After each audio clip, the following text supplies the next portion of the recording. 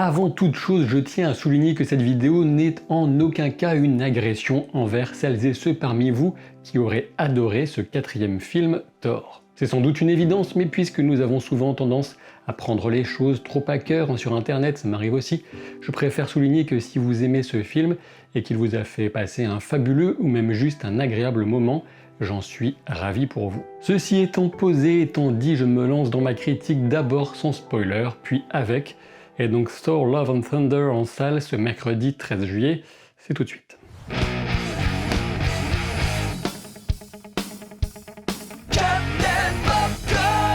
Thor est donc le premier des héros Marvel à atteindre le 4e film solo. Dans ce qui était la toute première vidéo de la chaîne avec souci de son et compagnie, je donnais mon avis sur Thor Ragnarok si vous préférez, du même réalisateur, Taika Waititi.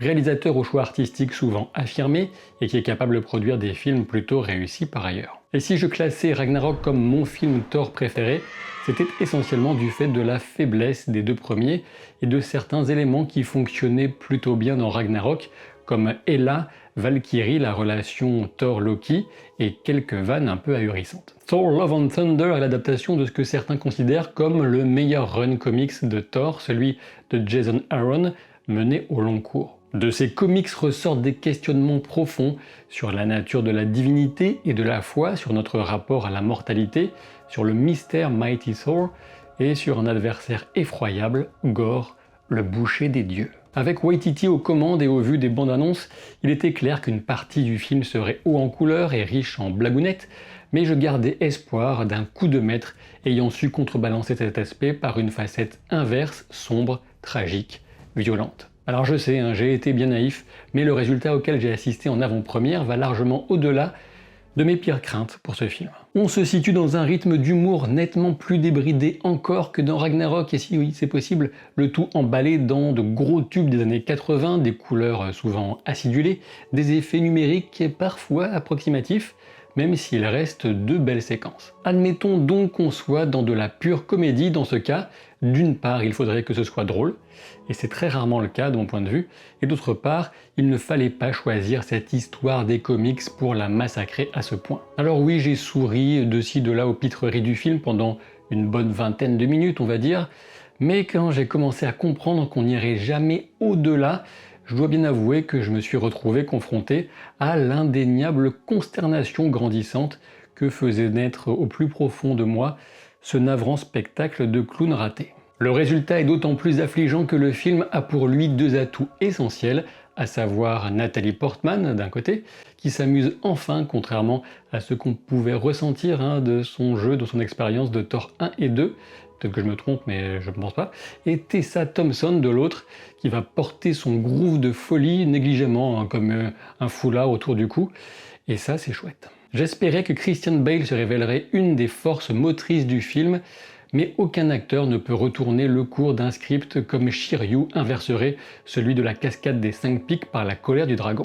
Dans quelques scènes bien trop rares, on effleure à peine ce qu'aurait pu devenir cette version de Gore le boucher entre les mains d'un cinéaste ayant quelque chose à faire du personnage, mais dans l'essentiel, on tombe, je dois le dire, dans une semi-nullité, voire une complète bouffonnerie en mode spectacle de guignol. Le film passe totalement à côté des thèmes majeurs que sont la signification de la divinité, le rapport à la foi, ou encore l'humain face à la mortalité, et c'est triste. On n'aborde même pas la question de la définition des dieux dans le MCU, qui sont-ils vraiment?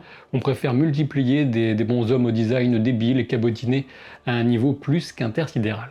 Encore une fois, une comédie, admettons, mauvaise histoire, mais admettons toutefois la vaine tentative de parfois revenir à des scènes plus sérieuses est totalement sabotée à l'avance par l'absence absolue de premier degré et de comportements non parodiques dans tout le reste du film. En voyant ce film, on ne peut tirer que deux conclusions possibles sur Thor. Soit il est le plus gros abruti de l'univers, soit il joue sans cesse un rôle pour s'auto-parodier sans qu'on sache vraiment pourquoi, sinon coller à un script un peu débile. Même la perte de Loki qui avait su ancrer le personnage dans l'émotion et apporter un peu de puissance dramatique dans Infinity War devient l'occasion de moquerie, semi-moquerie avec un tatouage moche et crétin entreaperçu dans la fameuse scène de nu du trailer. Le film semble pourtant espérer que le spectateur puisse soudainement passer dans le registre de l'émotion sur certaines scènes qui auraient aussi bien pu porter le panneau pleurer maintenant, tant elle manque de subtilité. Et je dois bien avouer que j'ai été effaré de constater que cela semblait fonctionner sur quelques spectateurs autour de moi dans la salle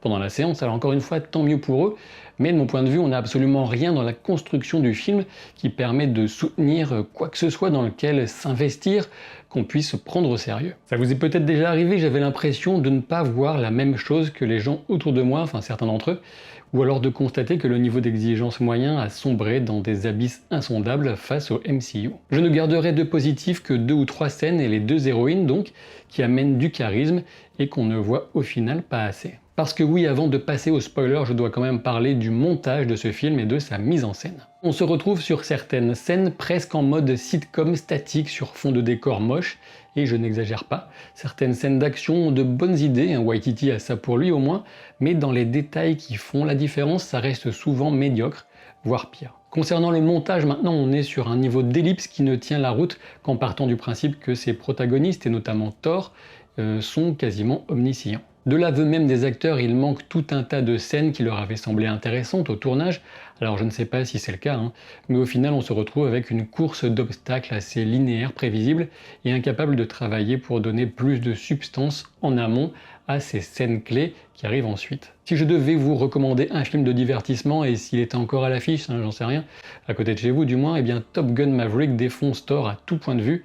Il n'y a même pas de match. Et vous me voyez désolé d'être aussi négatif, mais je me dois d'être honnête dans la présentation et l'explication argumentée de mes ressentis, sachant quand même que je m'attendais déjà, en allant voir ce film, à être déçu, ce qui aurait dû réduire un peu la casse. Eh ben non. Je vais passer au spoiler, mais pensez à vous abonner à la chaîne et à me dire en commentaire ce que vous avez pensé du film, et si c'est du bien, encore une fois, c'est vraiment tant mieux pour vous, j'en suis ravi. C'est bon, vous êtes prêts ? On va passer dans l'univers fabuleux des spoilers. Alors par quoi on va commencer ? Eh bien commençons par ce qui fâche, et donc tout finalement. Bon allez, Gorr le boucher des dieux, ou plutôt comment transformer un formidable antagoniste, un croque-mitaine de légende des comics, en un pathétique Pierrot de la Lune qui fait pas grand chose. La scène d'introduction de Gorr est passable, mais elle ne va pas assez loin encore il me semble.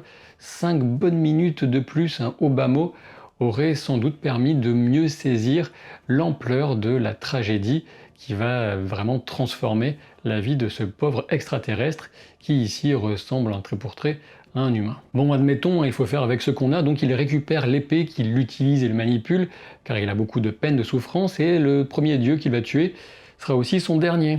Eh oui, Gorr le boucher des dieux va devoir fermer boutique faute de viande disponible à son étal. À la place de dézinguer des créatures incroyables dans des combats dantesques, on va plutôt montrer qu'il ne fait pas le poids face aux gentils et lui faire enlever des gamins pour leur proposer un spectacle. Et il faut dire que comme nous, dans la salle, les gamins sont un public captif dans une cage, alors autant en profiter pour leur faire des vannes nulles. Merci Waika, vraiment, c'est exactement ce qu'il fallait faire du personnage de Gorr et de Christian Bale au passage. Bravo. On aura quelques moments assez jolis dans l'espace en noir et blanc, dans l'antre de cauchemar contrôlé par Gorr, même si ça ressemble quand même à plusieurs moments à la fouille d'une vieille tente quechua par temps de pluie sur un terrain vague du Pas-de-Calais. Bon, au moins en extérieur de la tente, ça a un peu plus de gueule, même si on reste dans la frustration permanente avec les créatures de cauchemar, invoquées des ombres via l'épée par Gorr, des monstres dont l'horreur reste trop fugitive sans doute pour suffisamment nous marquer la rétine. Sans amour, on vit dans un monde en noir et blanc, ok, on a compris le concept. Mais je vais revenir en arrière maintenant, les gardiens de la galaxie, eh bien ils ne servent littéralement à rien. Passons. Le passage dans la cité des dieux nous renvoie forcément à la question pourquoi ne pas y être allé au moment de Thanos déjà, et ensuite qu'est-ce que c'est que cette bande de blaireaux qui écoute un Russell Crowe en cosplay de Zeus avec un accent grec dégueulasse. Et pourquoi Valkyrie se dit tout de suite que l'éclair en plastique de Zeus est l'arme ultime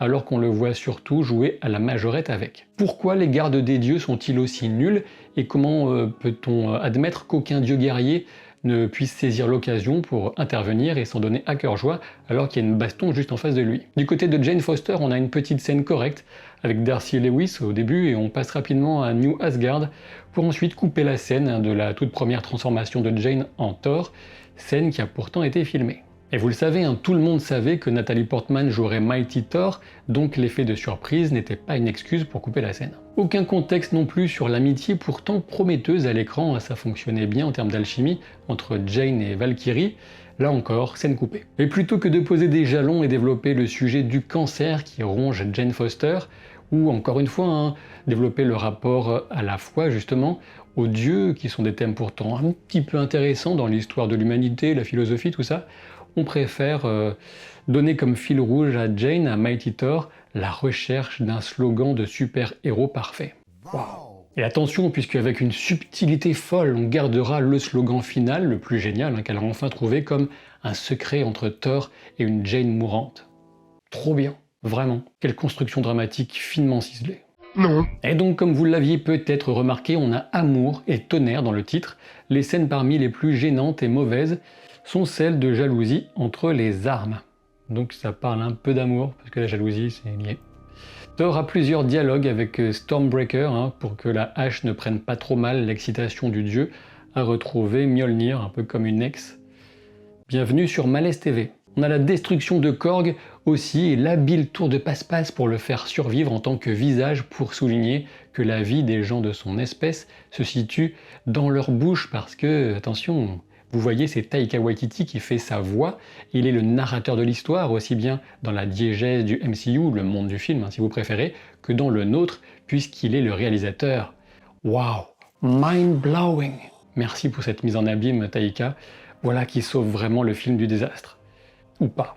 L'autre scène qui fonctionne un peu dans le film, c'est celle du partage de pouvoir de Thor aux enfants. Alors on a compris, Waititi, il adore les enfants, il a raison, il se comporte lui-même comme un enfant, apparemment, ok. Et donc le pouvoir à l'imaginaire des enfants pour vaincre les monstres qui les menacent dans leur vie à venir. Alors évidemment, ce pouvoir de Thor de distribuer le sien sort totalement de nulle part, mais bon, on est franchement plus à ça près. Et on a quelques séquences un peu sympas pour tromper l'ennui du reste du film quand les enfants se battent contre les créatures, avec la petite peluche là qui balance des rayons, tout ça. Parce que bon, on va pas se le cacher, l'arrivée de Jane en Mighty Thor dans la salle au centre de l'univers dont tout le monde connaît apparemment le chemin, eh bien cette arrivée elle avait déjà été révélée par une bande-annonce. Voilà. Quelques moments un peu cool dans l'affrontement contre Thor quand même, mais c'est surtout le charisme et le jeu sincère de Nathalie Portman qui portent un peu l'ensemble, sachant que son sacrifice tombe malheureusement à plat, tant il est attendu et construit sur les fondations en guimauve de la comédie ratée qu'on vient de se taper pendant l'heure 50 qui a précédé. Au final, bien évidemment, c'est le pouvoir de l'amour, power of love, qui sauve tout, parce que vous voyez, Gorr, il est pas si méchant. L'invocation de la fille de Gorr, qui ne semble plus du tout être sa fille, d'ailleurs, au passage, mais éventuellement une incarnation du principe d'infini, aboutit à l'arrivée de la fameuse Love du titre, jouée par la fille de Chris Hemsworth. Et si vous aimez les détails de ce type, apparemment, la femme louve qu'on aperçoit très brièvement en séquence Love to Love avec Thor sur une louve géante est jouée par son épouse Elsa Pataky. On a donc l'idée que l'incarnation de l'amour c'est avant tout les enfants, et on sent que spirituellement au moins cette petite fille est un peu celle de Jane et de Thor. Attention toutefois pour bien montrer qu'on est ouvert à tout et qu'on ne défend pas uniquement le modèle de famille classique, on souligne évidemment que les Croniens, l'espèce de Korg, eh bien, ils font des enfants entre hommes. Alors attention, sur l'idée, moi j'ai rien contre, la diversité, tout ça c'est très bien, mais c'est quand même difficile, encore une fois, de mettre deux plus gros sabots de pierre pour venir porter le message. Quitte à parler de machin qui s'effrite, du côté de la Necrosword, la lame maudite de Gorr, le film prend quand même bien soin de la détruire et de ne tracer aucun lien avec les symbiotes des comics, ni avec Lalanne Francis Lalanne. Faudrait pas que la Necrosword arrive entre les mains de Francis Lalanne, ce serait chaud. Et également aucun lien avec la mystérieuse lame sombre et inquiétante de Dane Whitman qu'on découvrait dans une scène post-crédit de Eternals. Concernant justement les deux scènes post-crédit de ce film Thor Love and Thunder, introduction de Hercule, voilà, ça aurait normalement dû me vendre du rêve, puisque j'aime bien les mecs balèzes qui défoncent tout, un peu en mode Hulk. Mais là j'avoue que c'était plutôt le point final de la débâcle. Quant à Jane accueillie par Heimdall au Valhalla, d'ailleurs il a un gamin Heimdall, je sais pas d'où il sort, disons qu'on rajoute encore une couche sans que ça ne serve à quoi que ce soit, si ce n'est une forme de pseudo-happy end et la perspective d'aventure qu'on ne verra sans doute jamais. Alors je commence à me poser des questions, avais-je été trop optimiste quant à la capacité du MCU à se réinventer? Peut-être, mea culpa. Ce qui est clair, c'est qu'on a laissé ici carte blanche aux créatifs, Taika Waititi, en filant 250 millions de dollars au bonhomme pour faire joujou, mais pour un résultat qui m'a laissé l'impression que vous savez. Alors on me dira peut-être en commentaire que laisser mon cerveau au vestiaire, parce que c'est fun tout ça, c'est ce que j'aurais dû faire, mais les meilleures comédies, elles sont justement intelligentes, hein. Et ici, c'est pas trop le cas. Alors je vais attendre le retour de Daredevil hein, sur Disney+, d'une façon ou d'une autre, et s'il est raté, ben, je retournerai regarder Barry ou Severance. D'ailleurs, je vous parlerai sans doute un de ces jours de ces séries. Et en attendant, eh bien, je ne vous menace pas, puisque le film en lui-même est une menace suffisante, et je vous dis à très vite pour de nouvelles aventures. Salut!